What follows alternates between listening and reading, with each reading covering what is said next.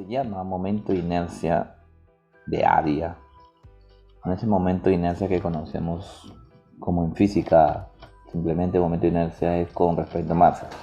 Acá tendremos que especificar con respecto al área o momento de inercia de área. Entonces, hace poquito en otro video anterior me referí que el I y el J eran lo mismo. En realidad no, así que vamos a entrar en detalle cuál es la diferencia principal. Son iguales en unidades, pero en realidad el momento de inercia con respecto a área es una integral con respecto al área, valga la redundancia. Y si usamos, a esto se le va a denotar con la letra I. Y vamos a denotar con I rayita al momento de inercia con respecto al centro. Entonces esto es con respecto al centro. En física se le ponía centro de masa, equivalentemente. ¿Okay?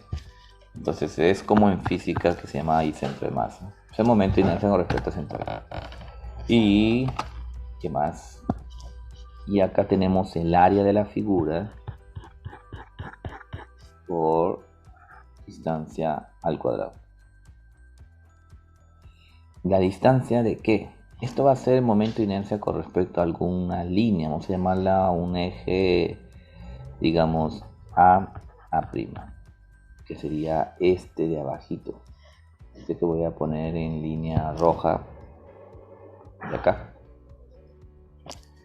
Entonces, si yo quiero saber cómo esto giraría en torno a ese eje, el momento de inercia sería el momento de inercia centro de masa simplemente con la raíz encima, más el área de la figura por la distancia que hay entre los ejes respectivos.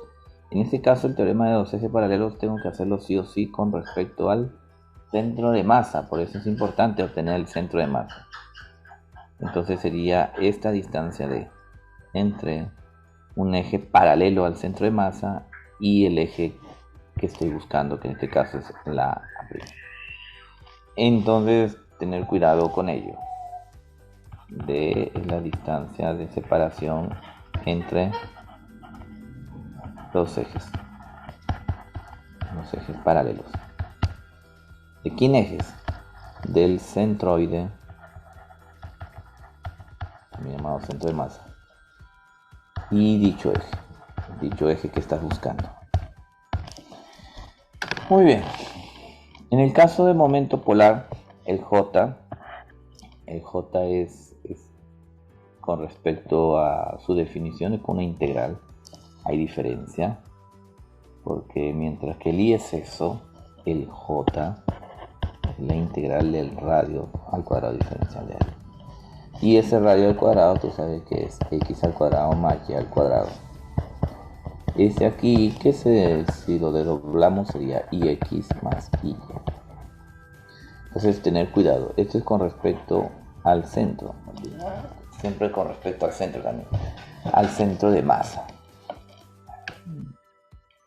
Sin embargo, estos no son con respecto al masa, estos son con respecto a los ejes.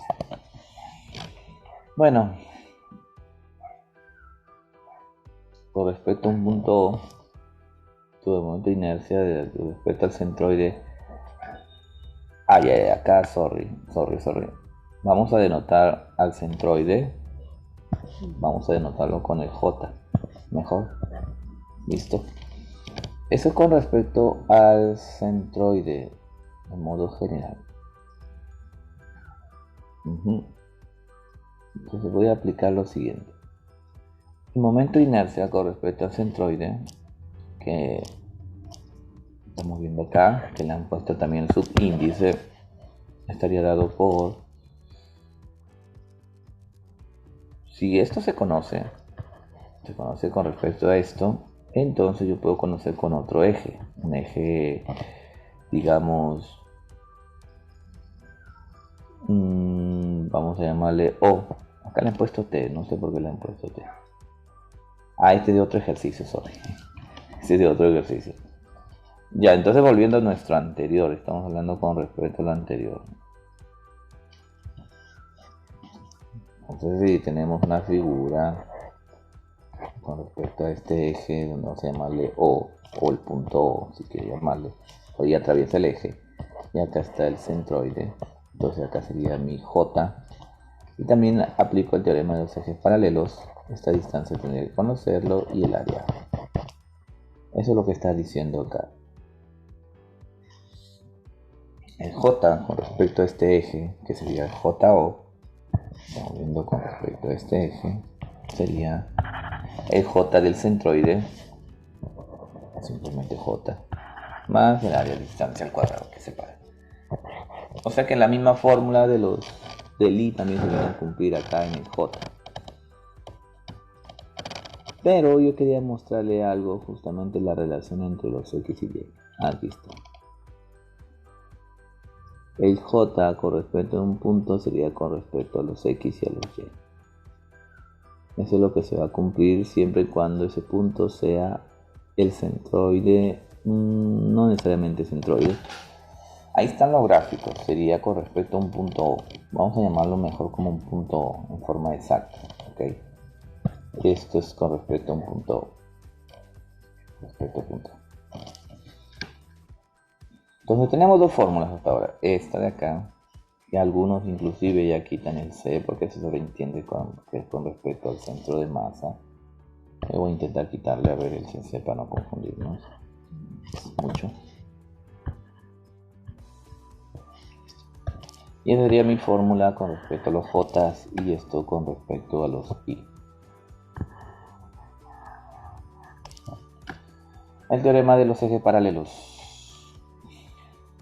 Vamos a ver una aplicación, un ejemplo 1.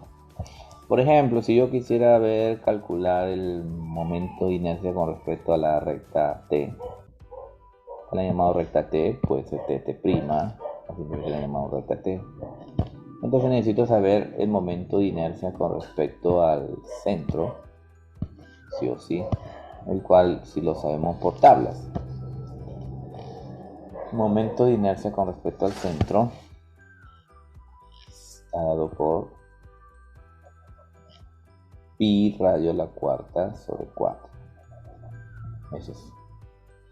Y luego tendría que sumarle el área del círculo, que es pi radio al cuadrado, por la distancia que separa al cuadrado. La distancia que separa al eje que estás buscando, el eje T con respecto al centro. Y obtendrías ese valor. De la misma forma, para el triángulo podría ser algo parecido. Pero en el triangulito que estamos viendo acá, yo quiero saber el momento de inercia con respecto a un eje, con respecto a este eje, a la base. Quiero saber con respecto a la base. Vamos a ponerle este verdecito o rosado, morado, ya, con respecto a la base. Esa base le han puesto A'. Momento de inercia con respecto a esa base será momento de inercia del centro de masa, acá, más, que acá le he llamado BB'. Bueno, acá yo simplemente le voy a puesto momento de inercia y nada más. Más A de cuadrado. Inclusive voy a borrar a ver si eso no genera confusión. Voy a borrar esa partecita de BB', teniendo lo siguiente. Y así esto de acá estaría dado por el teorema de los ejes paralelos, donde la distancia D sería esta distancia de la separación entre estos ejes. A ver, ¿dónde está la separación de estos dos ejes? Esa sería mi distancia D. Pues operando y sabiendo que la posición del centroide para un triángulo, este es h tercio y el otro es 2h tercio, se tiene esta relación. Ese es el I con respecto a la A'. ¿Qué tal si ahí hubiera ubicado mi eje X? Pues ahí entonces se convierte ya no en A', sino sería con respecto al eje X. Entonces ahí estamos viendo que mi A', si lo ubicamos directamente sobre el eje X, sería esto. ¿Qué más? ¿Y qué más? Pero si hubiera querido calcular con respecto al de arriba, que es D', la misma idea, uso la del centroide y D' sería la del centroide. En este caso vamos a borrar ese índice BB' porque puede confundirte mucho. Borramos, listo. Ahí está la del centroide. Y luego sumamos la centroide, la distancia que hay ahora entre estos dos, centroide y el eje que está buscando. Y esa distancia es elevar al cuadrado, el otro el área, entonces tendría esa relación. Esa es la relación que tendría para un eje superior. Muy bien. Ese es el teorema de los ejes paralelos. Sin embargo, ya para evitar todos esos cálculos hay algunos conocidos. En el rectángulo del centroide, simplemente, como estás viendo, él está ubicado en el eje X y Y. Entonces vamos a poner centroide, tal vez le quito esto para no confundir. Acá simplemente le quito aunque no es necesario, acá sí es mejor dejarlo, así nomás. Se sobreentiende que si es raya encima es porque es el centroide. Se demuestra esto, se demuestra que ahora con respecto al eje X son estos los valores y el J con respecto al punto C. J con respecto al punto C o a un eje que pasa por el C sería toda esta expresión. Se comprueba.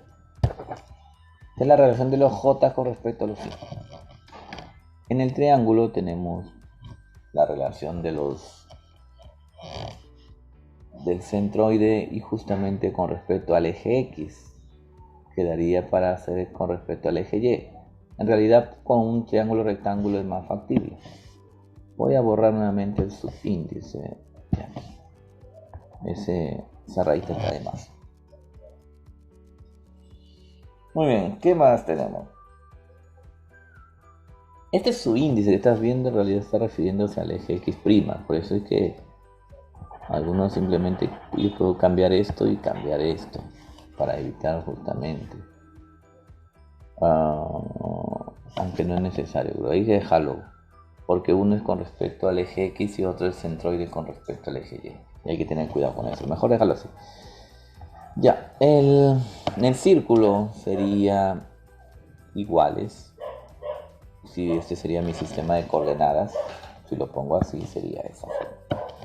Y el J con respecto al centro en ese caso sería pi r² sobre 2.